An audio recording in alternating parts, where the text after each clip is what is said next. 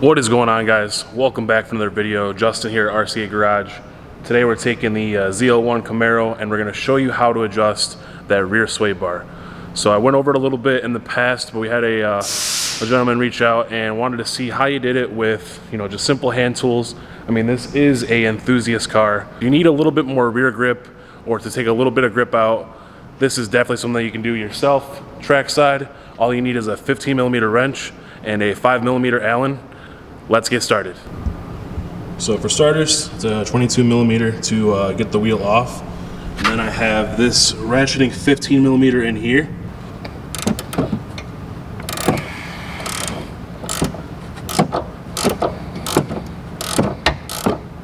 You can throw the Allen key for the sway bar link against this arm to make it easier for you when you're ratcheting off that.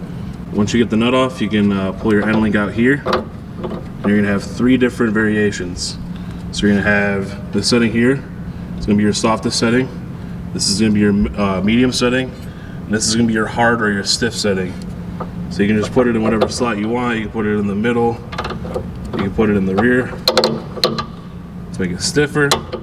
We prefer to have more grip, so we're gonna run it right there. So the nut that is on this sway bar link, it's gonna be 36 foot-pounds. That is the torque spec for that. So you can use a crow's foot and use the Allen. I'll grab a crow's foot just for reference.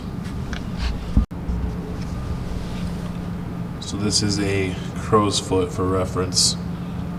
Just goes onto the torque wrench like so. It allows you to still be able to get the Allen key in between there, so when you torque it, you can actually hold it as well.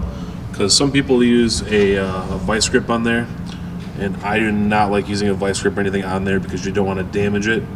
So always use the Allen key. Use the jack stand on both sides just to show you that you can do this on the ground, track side, no issues. It's much easier when you take off the wheel.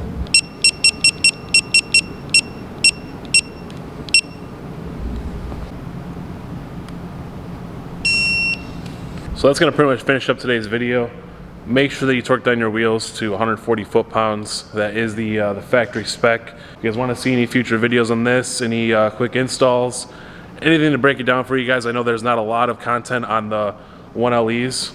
So if you guys need anything, drop a comment and we'll do our best to answer any questions or even make a video. As always, remember to like, comment, and subscribe.